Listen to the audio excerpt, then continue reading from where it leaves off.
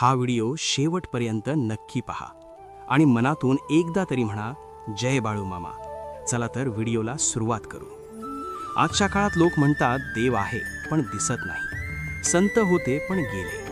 पण काही अनुभव असे असतात जे डोळ्यांना नव्हे मनाला दिसतात. ही कथा आहे शंकर नावाच्या एका तरुणाची. शिक्षण पूर्ण झालं होतं पण नोकरी नव्हती. घरची परिस्थिती हलाखीची, वडील आजारी आणि जबाबदारी संपूर्ण त्याच्यावर. दररोज देवासमोर हात जोडूनही काहीच बदलत नव्हतं. एक दिवस शंकर म्हणाला, देव असेल तर समोर येऊन दाखव. त्या रात्री तो गावाबाहेरच्या रस्त्यावरून निराश मनाने चालत होता. अचानक समोरून एक वृद्ध बाबा आले. पांढऱ्या वस्त्रात, डोक्यावर पागोटं, डोळ्यांत विलक्षण शांतता. बाबांनी फक्त एवढंच विचारलं, काय रे, इतका का घाबरलायस? शंकर नकळत रडू लागला.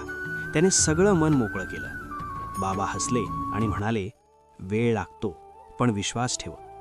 तेवढ्यात बाबांनी त्याच्या पाठीवर हलकेच हात ठेवला आणि क्षणात ते दिसेनासे झाले. शंकर हादरला. मागे पुढे पाहिलं, कोणीच नव्हतं. दुसऱ्या दिवशी सकाळी त्याला एका अनोळखी नंबरवरून फोन आला. तुला कामाला येशील का? आज शंकर म्हणतो, तो बाबा कोण होता मला माहीत नाही, पण तो हात, तो स्पर्श, तो अजूनही मला जाणवतो. म्हणूनच लोक म्हणतात, बाळू मामा आजही जिवंत आहेत, विश्वास ठेवणाऱ्यांच्या आयुष्यात. जय बाळू मामा.